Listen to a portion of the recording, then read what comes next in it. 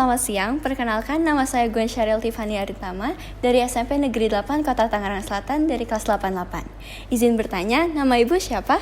Nama Ibu Iswana. Baik, apakah berkenan jika saya ingin mengajukan beberapa pertanyaan? Boleh. Apakah permasalahan yang sering terjadi di sekitar lingkungan Anggrek Loka? Permasalahan yang sering ya selama ini, orang kan punya kucing, peliharaan kucing, anjing, itu sering buang kotorannya itu sembarangan. Walaupun sudah ada peraturan, tapi kadang mereka mengabaikan. Kalau pemiliknya mungkin sangat konsen ya untuk itu. Tapi biasanya ART-nya yang bawa jalan-jalan itu kadang dia mengabaikan untuk kotoran yang dari binatangnya itu. Menurut Ibu, bagaimana perasaan Ibu sebagai warga melihat masalah yang Ibu keluhkan? Kalau bagi Ibu pribadi sangat mengganggu. Karena satu, jadi kan lingkungannya kotor ya. Terus kita jalan-jalan pun mengeluarkan bau kan, itu nggak sehat. Jadi bagi Ibu sangat-sangat tidak nyaman dan mengganggu untuk lingkungan. Nah, Ibu sering melihat kotoran binatang peliharaan itu? Yang sering itu di depan rumah yang pasti. Terus di antara pohon-pohon di depan rumah Ibu kan banyak tuh pohon-pohon tanaman. Itu kalau Ibu nyiramin itu sering Ibu temukan. Dan yang lebih parah lagi di taman besar. Jadi orang jalan kaki, anak-anak main-main itu duduk di batu-batu, sering ada di bawahnya itu kotoran-kotoran. Waktunya Ibu sering melihat kotoran binatang itu? Pagi hari juga sore. Karena pagi Ibu sering olahraga, jalan kaki kan. Nah, otomatis lihat.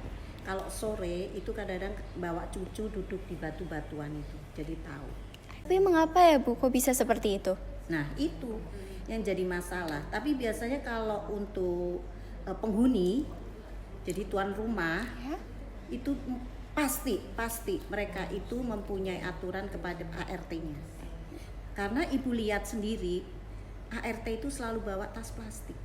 Itu mungkin kalau dia buang kotoran kan dicomot.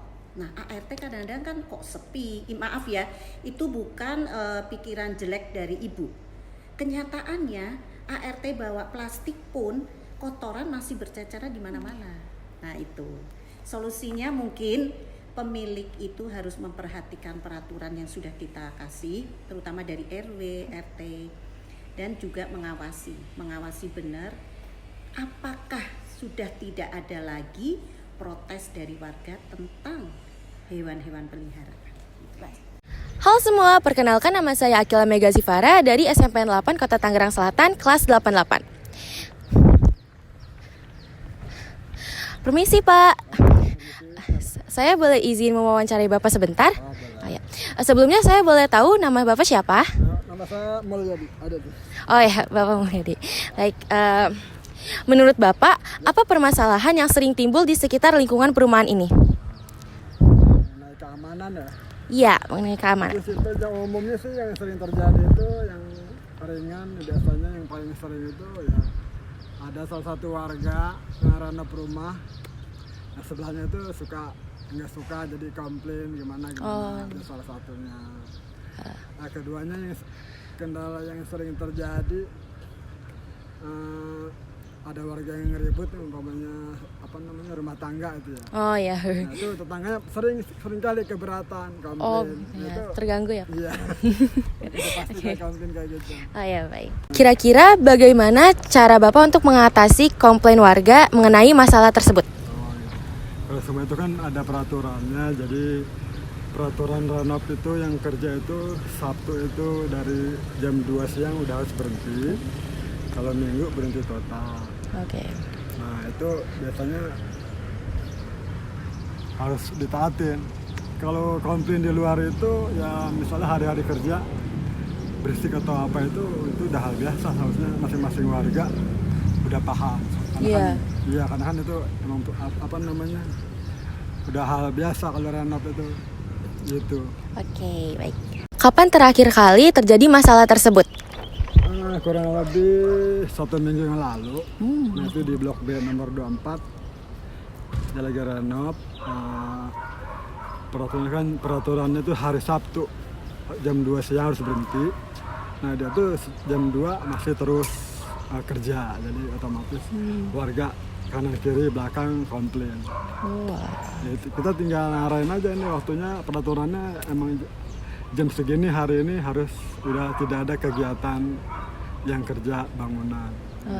Tinggal nyampein aja sih, gampang. Oke. Menurut Bapak, mengapa warga masih mengabaikan peraturan tersebut? Kayak gitu sih udah umum terjadi sebetulnya. Itu udah akal-akalan si pemborong atau yang pekerja, ada pengen cepat selesai kan. Kadang-kadang kan hitungannya rugi waktu kan, kalau jam 2 udah berhenti. Iya betul. Jadi lebih lama ya. Sapam itu ya harus pintar sapam, harus bisa keliling, harus bisa negur ini jam berapa gitu. Itu aja sebetulnya, simpel. Oh iya oke. Baik Pak, terima kasih atas waktunya. Selamat bertugas ya Pak. Halo semua, selamat siang. Perkenalkan, nama saya Emerly Duta Kainela Zitana dari SMP Negeri 8 Kota Tangerang Selatan dari kelas 88. Saya bersama narasumber. Perkenalkan, nama Ibu siapa?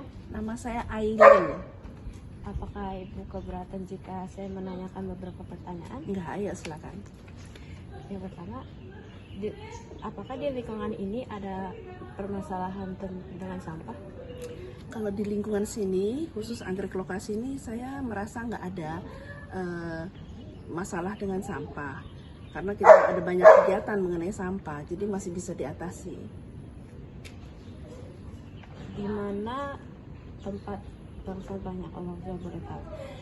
Di lingkungan kita mengenai sampah, tiap 2 hari sekali ada Abu Enko yang datang ngambil. Gitu, kita bayar per bulan gitu. Itu biasanya saya buangnya sampah-sampah kayak sisa makanan. Dan di lingkungan kita ada kegiatan namanya telure. Telure itu tempat kita semua jenis sampah dia terima, kayak bungkusan kopi yang biasanya orang-orang nggak mau, Indomie, segala macam dia terima, kecuali 4K yang dia nggak terima. Kulit, kain, kayu, karet, sama ya 4 itu yang dia nggak terima. Nah, kalau yang diterima sisanya plastik apa aja mereka terima, tapi kita harus pilah dari rumah supaya ketika di sana udah ada tempat-tempatnya gitu. Jadi untuk telure is okay. Baik. Sampah-sampah itu kapan diambil oleh petugas sampah? Kalau untuk Abu Enko mereka sekitar 2 hari sekali. Kalau untuk kegiatan telure kita sebulan 2 kali. Jadi masing-masing rumah nanti udah kumpul, nanti dibawa ke tempatnya, di sana kita pilah lagi. Bagaimana cara mengatasi sampah? Bagaimana cara mengatasinya? Mengatasi sampah di lingkungan. Kalau sampah di lingkungan, selain sampah Abu Enko yang diambil, sampah telure yang plastik-plastik itu, satu lagi kompos. Seperti kalau kita masak, kan ada sayur, akar-akarnya atau apa, itu bisa kita bikinkan kompos. Nanti jadi pupuk. Itu cara ngatasinya. Mengapa punya ide untuk membuat bank sampah? Bank sampah itu berawal dari sepertinya itu ya, mengurangi tempat penuhnya TPA. TPA itu tempat penampungan akhir itu ya. Nah, supaya itu tidak makin membukit, ini bisa kita jadikan uang. Itu nanti ada petugas yang datang, itu nanti ditimbang, nanti dijadikan uang. Uangnya nanti kita bagi ke petugas kebersihan kita sini juga. Oke. Baik, terima kasih Bu atas jawaban dari pertanyaan saya. Oke, sama-sama. Halo semua, perkenalkan nama saya Selen Ardiona Candrakanti dari SMP Negeri 8 Kota Tangerang Selatan dari kelas 88. Di sini saya bersama narasumber. Perkenalkan, Tante bernama siapa? Halo, saya namanya Vina. Mohon maaf, apakah berkenan jika saya mengajukan beberapa pertanyaan? Boleh. Apa permasalahan yang sering timbul di sekitar lingkungan kompleks perumahan ini? Kalau di lingkungan kompleks ini, menurut Tante masalahnya banyak tamu, itu yang bukan tamunya warga atau tamu tidak dikenal, itu yang keluar masuk. Siapa tamu-tamu yang tidak diundang itu? Tamu-tamu yang nggak diundang itu, yang nggak dikenal itu biasanya itu seperti pemulung atau pedagang keliling, tukang sampah, tukang sayur, kemudian tukang roti, seperti itu. Biasanya tuh mereka itu ada di mana? mereka biasanya keliling-keliling keluar masuk di sini sekitar komplek pokoknya, keluar masuk sekeliling sinilah semuanya. Mereka biasanya adanya kapan sih? Ada yang pagi, ada yang siang-siang waktu sepi seperti ini, ada juga yang malam sudah menjelang tidur masih jualan, kayak tukang sekoteng tuh malam. Mengapa dinilai mengganggu?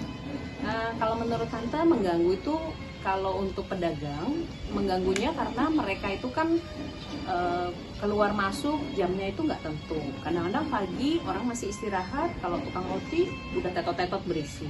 Kadang-kadang malam juga seperti tukang sekoteng jam 11 malam masih ting ting ting ting seperti itu.